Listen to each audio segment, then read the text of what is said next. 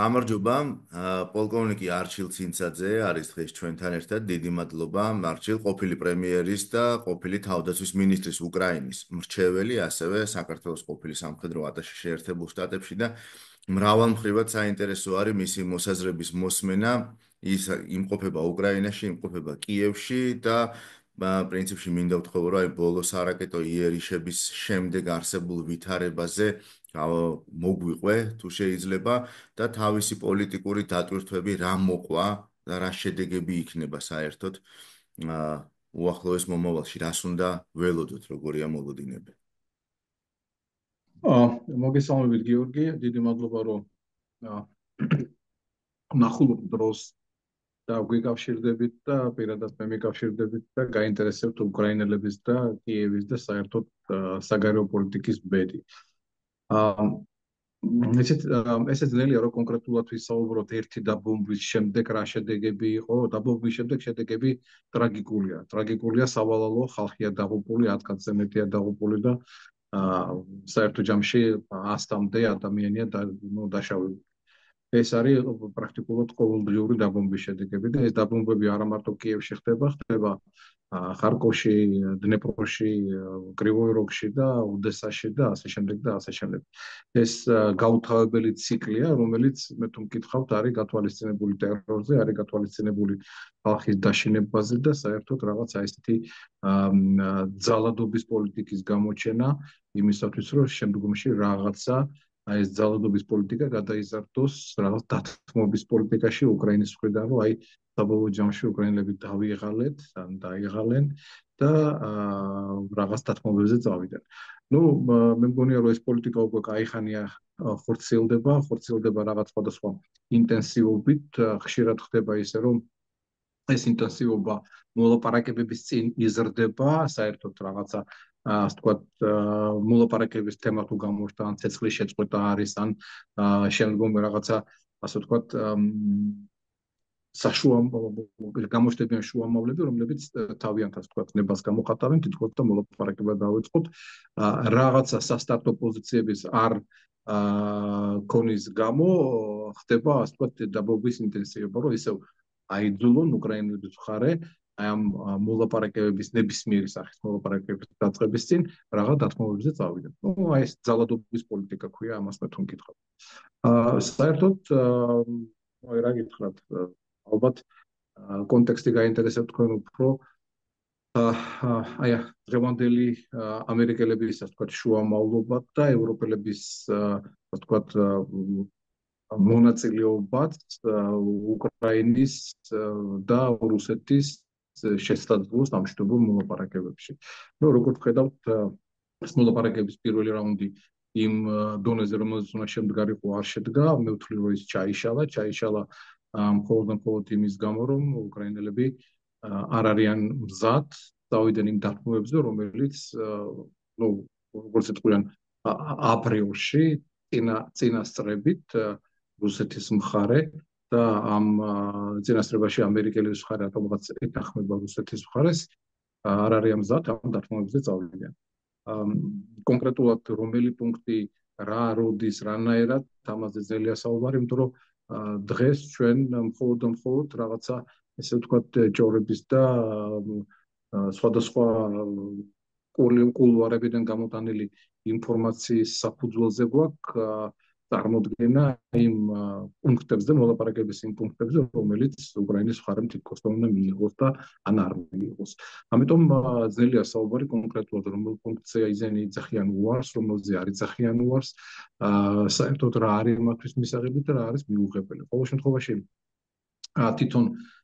თვითონ სტილი ამ მოლაპარაკებების უკვე არასასურველია, მე თუ მკითხავ, ნებისმიერი მოლაპარაკება არ იწყება იქიდან, ამ შემთხვევაში საერთოდ უნდა იწყებოდეს, რა თქმა უნდა, იქიდან რომ უნდა იყოს გაკითხული ის, ვინც არის აგრესორი და შემდგომ უნდა იყოს რაღაცნაირად ამ მიმართებაში და ამ ფარგლებში წარმართული მოლაპარაკებები. აქ არ ხდება ესეთი, აქ არავინ არ კითხავს რუსეთის ფედერაციას როგორც აგრესორს, რა თქმა არ მაქვს საუბარი აქ ევროპელებზე, ევროპელები ამ მიმართებაში შედარებით ერთსულოვნები არიან. აქ მე საუბარი მაქვს ყველაზე, ასე ვთქვათ, ძიმე კატეგორიის მონაწილეს, მოლაპარაკების პროცესზე, ეს არის შეერთებული შტატები. რატო რის გამო ყოველ შემთხვევაში ეს დიდი საიდუმლოა, ჩემთვის საიდუმლო ალბათ ეს არ არის, რომ პუტინს რაღაც თავისი პირადული ურთიერთობები გააჩნია პუტინთან და ეს არის საფუძველი იმისა, რომ მას არ ერთხელ რუსეთის მიმართ და თუმეტეს პუტინის მიმართ ასე ვთქვათ, მწარე ან მკვახე სიტყვა არ გამოუხატავს. ყოველთვის რატომაც უკრაინის მხარეა დამნაშავე. ამიტომ ესეთი ფორმით მოლაპარაკების დაწყება უკვე წამგებიან, ასე ვთქვათ, რუსი აყენებს უკრაინის მხარეს. რამდენად უკრაინისთვის მისაღები იქნება, თუნდაც მიახლოებითი ის ფორმულირება, ის პუნქტები, რომლებიც და სამშვიდობო გეგმის შემადგენლობაშია. მე თუ მკითხავთ ნებისმიერი პიროვნება, რომელიც ამ პუნქტების, ასე ვთქვათ, უმრავლესობას ან უმცირესობას დათანხმდება, იგი პოლიტიკურად უკვე ასე ვთქვათ, მომალია ვიღაცამ, რომც მოაწეროს ხელი ასეთ უშუალოდ კაბალურ შეთანხმებებს ან ხელშეკრულებას, მე არ ვიცი ეს ამას არ შეიძლება დაარქვან, რაც გინდათ, შეიძლება ივანე ვასოვან ნებისმიერი სხვა სახელი დაარქვან ამ მოლაპარაკებას, ყოველ შემთხვევაში ეს მოლაპარაკება არ იქნება მოლაპარაკება სამშვიდობო, ეს იქნება უბრალოდ კაპიტულაცია. იმიტომ რომ ყველა პუნქტი არის კაპიტულანტური პუნქტი და პლუს ამასთან ერთად კიდევ არანაირი გარანტია იმისა, რომ რუსეთის ფედერაცია ხვალ ისევ არ წამოიწყებს თავიდან თავის აგრესიას. ამიტომ ხელის მოწერის ვიღაცამ თუ ითავა კიდევაც და გადაწყვეტა, რომ იგი არის ასე ვთქვათ, იკეთებს პოლიტიკურ ხარაკიზის და აწერს ხელს იმისათვის, რომ სამშვიდობო პროცესს მიაღწიოს და მშვიდობა და ასე შემდეგ და შეწყდეს ხალხის კვლავ ორივე მხრიდან. მე არ მგონია საზოგადოებამ მიიღოს ესეთი ასე ვთქვათ ხელშეკრულება და მე არ მგონია, რომ რატიფიკაცია მოხდეს საერთოდ უკვე შემდგომ ეტაპზე, იმიტომ რომ ერთპიროვნულად გადაწყვეტილების მიღება არ ნიშნავს იმას, რომ ეს ხელშეკრულება იქნება მოქმედი და იურიდიულად გამართული.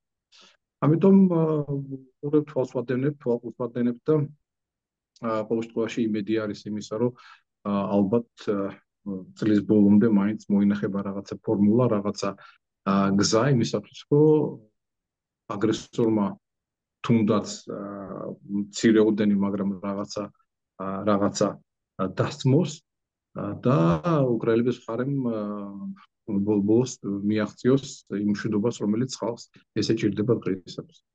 ბანორჩი, თვითონ ევროპელების დამოკიდებულება როგორ იკვეთება, რამდენად გათვითცნობიერებული აქვთ თქვენი გადმოსახეთ, თქვენი შეხედვით, თქვენი შემხებლობიდან გამომდინარე, რამდენად გათვითცნობიერებულია ის ტრაგიკული მდგომარეობა და მოცემულობა, რომელიც ახლა უკრაინაში არის.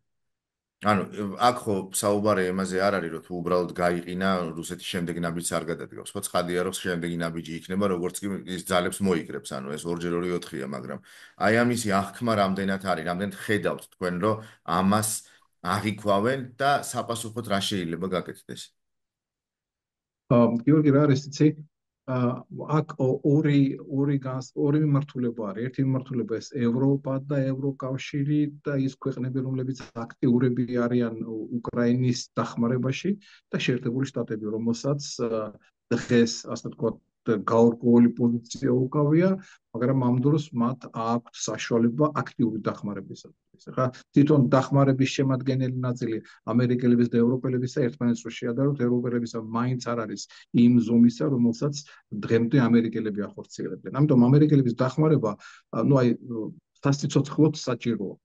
მის გარეშე ძალიან ძნელი იქნება საერთოდ რუსეთის ფედერაციას გაუმკლავდეს, საერთოდ ძალიან ძნელი იქნება გააგრძელოს შემდგომ, ასე ვთქვათ, საბრძოლო მოქმედებები იმ მასშტაბით, რომლითაც დღესდღეობით ისინი მიმდინარეობს. თუ ამას რაღაცნაირად მოიკრებს ძალღუნეს ევროპა და ჩაანაცვლებს, მაშინ შეიძლება აზრი კონდეს ამ წინააღმდეგობის გაგრძელებას, სანამ მანამ რუსეთის ფედერაცია არ მიხვდება, რომ და პუტინი არ მიხვდებიან იმას, რომ მათი მოქმედებები ეს არის დასჯადი.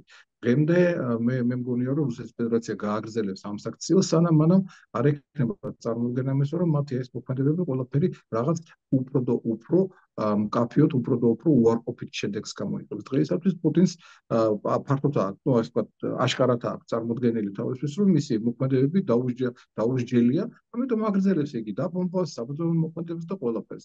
უბრალოდ თვითონ ფაქტი იმისა, რომ დღეისათვის მოლაპარაკებები, რომლებიც შედგება, რომელშიც პირობებია რაღაცები, მათში არ არის გათვალისწინებული არანაირად უკრაინის ინტერესები და აბსოლუტურად გათვალისწინებული არის ის მინიმუმი არის მაინც გათვალისწინებული დღევანდელი ეტაპისათვის ის მინიმუმი, რომელსაც რუსეთის ფედერაცია ცდილობს მიაღწიოს. ამიტომ იმაზე ლაპარაკი, რომ დღეს რუსეთის ფედერაციას მივცეთ საშუალება მშვიდობის, ასე ვთქვათ, მსოფლიოში მშვიდობის გამო, იმის გამო, რომ ეს მსოფლიო არ დაიწყოს მიაღწიოს თავის, ასე ვთქვათ, სურვილებს ამ ეტაპზე, ეს არაფრით არ გამორიცხავს იმას, რომ ხვალ რუსეთის ფედერაციას იმის გამო, რომ დაუსჯელობის ფაქტორი იქნება, არ გადაწყვეტავს გააგრძელოს, ასე ვთქვათ, თავისი დაუსჯელობის ფაქტორიდან გამომდინარე შემდგომი მოქმედებები. ამიტომ მაინც მე თუ მკითხავთ, ნებისმიერ შემთხვევაში გამოსავალი ის არის, რომ რუსეთის ფედერაციას უნდა კონდეს რიდი, უნდა კონდეს შიში, თუნდაც იმის, რომ შემდგომი მათი მოქმედებები ესკალაცია გამოიწვევს, ასე ვთქვათ, მკაც რეაქციას დასავლეთის მხრიდან, უკრაინის პარტნიორების მხრიდან და მათთვის იქნება რაღაცა ტაბუ იმისა, რომ მათ არ გააგრძელონ ეს, ასე ვთქვათ, ინტაცებლური ომი. კი, აი აქ იყო საუბარი იმაზე, რომ ევროპელებმა გამოაგზავნონ კონტინგენტი, ფრანგებმა, ბრიტანელებმა ჩააყენონ რაღაცა გარკვეული კონტინგენტი სამხედრო და ამითი ასე ვთქვათ შეაჩერონ რუსეთის მოძრაობა. რამდენად განიხილება ისევ, რამდენად აქტუალურია ეს საკითხიც ამჟამად და როგორ შეიძლება რომ მაგალითად აი ევროპული ძალების განლაგებამ დაარეგულიროს უშველოს საკითხს. გიორგი, იყო რამოდენიმე ასე ვთქვათ იდეა, რომელიც განიხილავდა რაღაცა ფორმატებს, სხვადასხვა ფორმატებს ევროპელების ევროპელების მათი ასე ვთქვათ, ეს იქნებოდა ერთიანი კონტინგენტი ევროკავშირის, ეს იქნებოდა სხვადასხვა ქვეყნებიდან, ასე ვთქვათ, უფრო მონდომებული ქვეყნები არის, უფრო მონდომებული ქვეყნები არის, ნაკლებად მონდომებული ქვეყნები. რო შეხედავთ იმისათვის, რომ მათ გამოყონ თავიანთი სამხედრო კონტინგენტი. ბრიტანელები, ფრანგები, სხვათა შორის შედიან აი მონდომებულების რიცხვში, სხვები ნაკლებად მონდომებულები არიან, ფიქრობენ, რომ ეს გამოიწვევს ისევ და ისევ დაპირისპირებას და ასე შემდეგ. ყოველ შემთხვევაში, ნებისმიერი, ასე ვთქვათ, ასეთი გადაწყვეტილება იქნება შეთანხმებული ორივე მხარესთან, უნდა იყოს შეთანხმებული უკრაინასთან, უნდა იყოს შეთანხმებული რუსეთის ფედერაციასთან და მე არ მგონია რუსეთის ფედერაციას საერთოდ 1% მაინც გააჩნდეს იმის სურვილი, რომ რაღაცა კონტინგენტი ჩააყენონ, აი ეს იქნება ბუფერული ზონა, ეს იქნება უსაფრთხოების ზონა, ნებისმიერ რასაც ამას არ დაარქმევენ აი იმ ზონაში. ნუ ეს გამომდინარე იქიდან, გიორგი, რომ რა მნიშვნელობა ახლა თქვენ ბრიტანელებს და ფრანგებს და კიდევ ვიღაც საერთოდ ვთქვათ გაერთიანებულ კონტინგენტს ჩააყენებთ საზღვარზე, თუ უკრაინა იქნება ნატოს წევრი ქვეყანა. ნუ აქ ისეთი ის არის მეტაფორული განსაზღვრება ამ სამშვიდობოების რა მიზანს ემსახურებიან და რას გააკეთებენ ისინი. თუ ისინი მოყვნენ ცეცხლქვეშ, ეს გამოიწვევს შემდგომ დაპირისპირებას ევროპისა რუსეთის წინააღმდეგ, თუ ეს იქნება ისევ უკრაინელების პრობლემა ამ შეერაღებული ფორმირებების დაცვისა. ნუ მე ვფიქრობ, შეიძლება უფრო მეტი პრობლემები გამოიწვიოს, ვიდრე პრობლემების გადაწყვეტა. ყველა ნებისმიერ შემთხვევაში სანამ უკრაინას ან თვითონ არ ექნება საშუალება თავი დაიცვას, ან არ ექნება საშუალება რაღაცა კოალიციის და რაღაცა, ასე ვთქვათ, პარტნიორობის ფარგლებში თავი დაიცვას, რასაც ნატო გულისხმობს, ნებისმიერი სხვა, ასე ვთქვათ, ფორმატი გამოიწვევს ისევ და ისევ რუსების იქიდან გამომდინარე, რომ მათ დაუსჯელობის ფაქტორი ამოძრავებთ, ისევ შემდგომი აგრესიის გაგრძელებას. ამიტომ არის რომ რუსეთი ეწინააღმდეგება ნებისმიერი ძალების ჩადგომას, ამიტომ არის რუსეთი ეწინააღმდეგება უკრაინის შეერაღებას, ამიტომ არის რომ რუსეთი ეწინააღმდეგება უკრაინის ნატოში გაწევრიანებას, ნებისმიერი ეს უკრაინის მოქმედება მათთვის არის გამღიზიანებელი, ვინაიდან მათთვის არის პერსპექტივში უკრაინის მთლიანად ანექსიის სურვილის დაკარგვა და პოტენციურად, ასე ვთქვათ, ამ შესაძლებლობის დაკარგვა. ამიტომ იქნება, რომ ისინი ყოველთვის შეეწინააღმდეგებიან ნებისმიერ ამ, ასე ვთქვათ, ასეთი სახის უკრაინის გაძლიერებას და ეს უნდა იყოს, მთელი მსოფლიოსთვის ნიშანი იმისა, რომ რუსეთი არ აპირებს მშვიდობის დამყარებას. აი ამ ძალიან უკიდურესად მძიმე მოცემულობაში კი ახსენე, მაგრამ იქნება უფრო ცლად ვისაუბროთ ამაზე, რა შეიძლება იყოს კვანძის გამხსნელი. როგორ შეიძლება რომ გაიხსნას კვანძი? იმიტომ რომ შეერთებული შტატები თავის პოლიტიკას აწარმოებს, ევროპელები არ არიან ერთსულოვნები, რუსეთს უკაცრავად და არ აინტერესებს არავის აზრი, ის რაღაც თავისი ინტერესებით მოქმედებს და ეს უზარმაზარი ქვეყანა უკრაინა ევროპაში ყველაზე დიდი არის, ასე ვთქვათ, ხორცსაკები მანქანა რეალურად და იცლება სისხლისგან. რა შეიძლება, აი სად შეიძლება რომ კვანძი გაიხსნას და როგორ შეიძლება რომ გაიხსნას თან? მესმის რომ ძალიან რთულია და შეიძლება ისეთი გიორგი, ყოველ შემთხვევაში თქვენი გეთახმები, იცით რა, გახართ. მე ნამდვილად ვერ მოვახერხებ ეხლა ამ პანაცეის, ასე ვთქვათ, ჩამოყალიბებას. ყოველ შემთხვევაში ეს არის სხვადასხვა მიმართულებებზე მცდელობები, გინდათ უკრაინის პოლიტიკუმისა, გინდათ ევროპის, ასე ვთქვათ, ქვეყნებისა, მათ შორის მე ვიტყოდი, რომ ამერიკელებმა უნდა მიიღონ მაქსიმალური მონაწილეობა, რა თქმა უნდა, თუ მათ საერთოდ არ აიღეს ხელი დემოკრატიული, ასე ვთქვათ, ალიანსის და დემოკრატიული ქვეყნების ლიდერობაზე. ამიტომ თვითონ ამერიკელების პოზიციაც დღეისათვის ჩემთვის ძალიან საკურველია. იქ კარდინალური ცვლილებებია, ეს უცებ როგორ მოხდა იმ ხალხისა, რომლებიც 3 წლის უკან აბსოლუტურად სხვა იდეებით ხელმძღვანელობდნენ და სხვა მისწრაფებები გააჩნდათ, მათი ასე კარდინალური შეცვლა ჩემთვის ეს აუხსნელია. რაც შეეხება თვითონ ევროპას, მათთვისაც ალბათ რაღაცა დრო იქნება იმისათვის საჭირო, რომ ჩამოყალიბდეს მათი, ასე ვთქვათ, საგარეო, ადაპტირებული იქნას მათი საგარეო პოლიტიკა დღევანდელ რეალობასთან.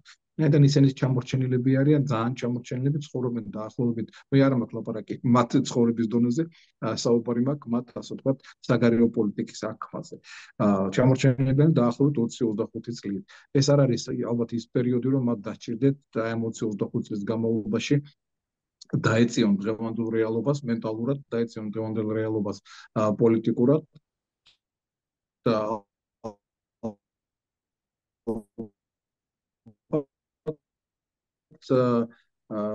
მართალს ბრძოლის უნარიანობის ხარჯზე, იმიტომ რომ აი თვითონ კონფლიქტის დაწყების მომენტიდან, აი მომენტიდან მოყოლებული თვითონ ამ პოლიტიკას თვალსაჩინოს რო ვადევნებ, ხვდები რომ დასავლეთის, მათ შორის ამერიკელების, ასე ვთქვათ, საქციელი, მათი საგარეო პოლიტიკა რაღაც ისეთ ამორფულ მდგომარეობაში და სულ იცვლება თვითონ უკრაინასთან მიმართებაში.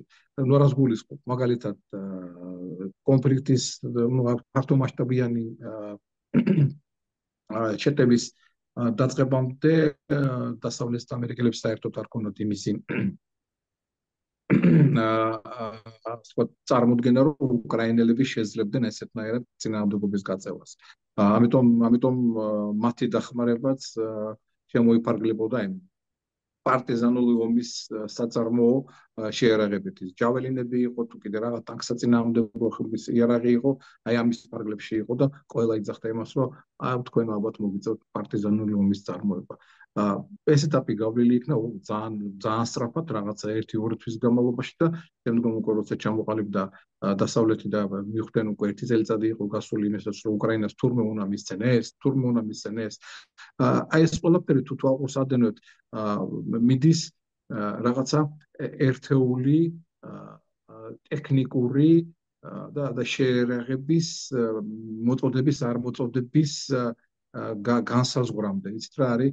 თვითონ პოლიტიკა იმის, რომ უკრაინას უნდა დავეხმაროთ ყველაფრით, ეს პოლიტიკა ჯერჯერობით დღემდე არ არის წარმოებული. იმიტომ რომ თავიდან იყო, როგორც გეუბნები, ჯაველინები, მერე იყო ლაპარაკი, მივიცეთ თუ არა მათ ტანკი, მივიცეთ თუ არა მათ საბრძოლო მანქანა, მივიცეთ თუ არა მათ ქვემეხები, მივიცეთ თუ არა მათ და ასე შემდეგ. ეს ყველაფერი რაღაცნაირად ესე აი ძალიან ინერტულად, ძალიან ნელა ხდება. საბოლოო ჯამში საუბარი იყო იმაზე, რომ აი არა უკრაინელებს F-16-ებს და თვითმფრინავებს ვერ მივცემ, დღეს უკვე ეს ეტაპიც გავლილია. ესე იგი, ეტაპობრივად იქიდან გამომდინარე რა პოტენციალი გააჩნია უკრაინას წინააღმდეგობის გაწევისა, დასავლეთი რწმუნდება, რომ თურმე უკრაინას უნდა მისცენ ყველა ის საშუალება, რითიც ისინი თავს დაიცავენ.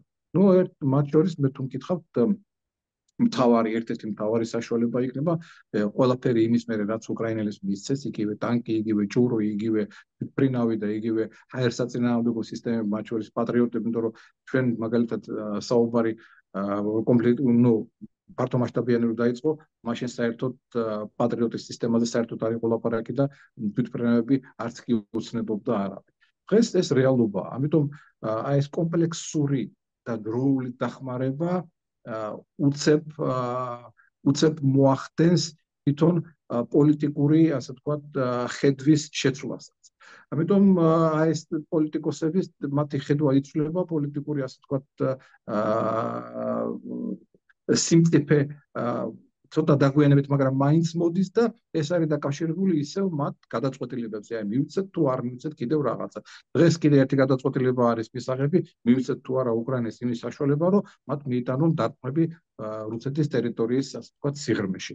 აი ესეც რაღაცა პოლიტიკური მომენტია. როცა მივიდნენ აი ამ გადაწყვეტილებებს, მაშინ უკვე გასაგები იქნება, რომ ევროპა და შეერთებული შტატები უკვე რეალურად აღიქვავენ იმას, რომ უკრაინას უნდა დაეხმარონ კომპლექსურად, უნდა დაეხმარონ მაქსიმალურად და მაშინ უკრაინა შეიძლება თორსაც ყველა იარაღი და ყველა საშუალება იქნება იმისაც რუსეთის ფედერაცია გააჩერონ და გააჩეშონ იქ სადამდე შემოსულები არიან. მე ხა დღეს ლაპარაკი არ ამაქვს, რომ უკრაინას ეკონომიურად და პოლიტიკურად შეერაღება შეიძლება ქონდეს დღესდღეობით საკმარისი იმისაც რუსეთის ფედერაცია შეაჩერონ, მაგრამ კონტრშეტევაზე რო გადავიდნენ, აი ეს იარაღები დღესდღეობით უკრაინას არ გააჩნია.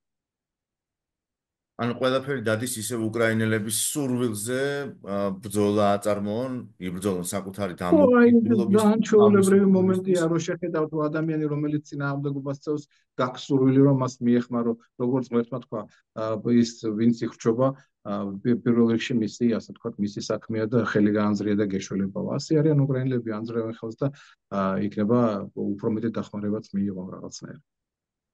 და კითხო, ამ ომის უშუალო კიდე ერთ ძალიან დიდ მნიშვნელოვან ნაწილზე, აი ველზე რა ხდება ამჟამად. რა სურათი არის და სად შეიძლება რომ იყოს გარდატეხა. ამბობენ რომ ეს ზაფხული იქნება საკმაოდ რთული ამ მიმართულებით. მე არ მინდა რაღაც აქაც რაღაც ილუზიები და ცრუ მოლოდინები შევქმნათ, როგორც იყო მაგალითად 2-20 წლის წინ ცნობილი კონტრშეტევის მომზადების თემასთან დაკავშირებით, მაგრამ ნუ ყოველ შემთხვევაში მაინც საინტერესო არის აი ეს მოსაზრება, რომ რა ხდება უშუალოდ ბრძოლის ველზე, ბრძოლის თეატრზე. ნუ წინა ხაზზე სიტუაცია შედარებით, ასე ვთქვათ, სტაბილურია, თუ არ ვთქვით იმ სტაბილურობას, რასაც ხალხის და სამხედროების სიცოცხლე განსაზღვრავს. ეს არის ნუ არა მაქვს ლაპარაკი, ასეულობით დღეში 1000 კაცია და ახლობებით. ეს წარმოიდგინეთ როგორი ინტენსივობა და რა მასშტაბია. ესეთი მკვეთრი გარდატეხები, ასე რომ ვთქვათ, არ ყოფილა კაი ხნის განმავლობაში. არის იქ, ასე ვთქვათ, ტაქტიკური, ასე ვთქვათ, მიღწევები და წარმატებები ხან ერთი მხრიდან, ხან მეორე მხრიდან, რომელიც გამოიხატება სანგრების აღებაში, გამოიხატება იქ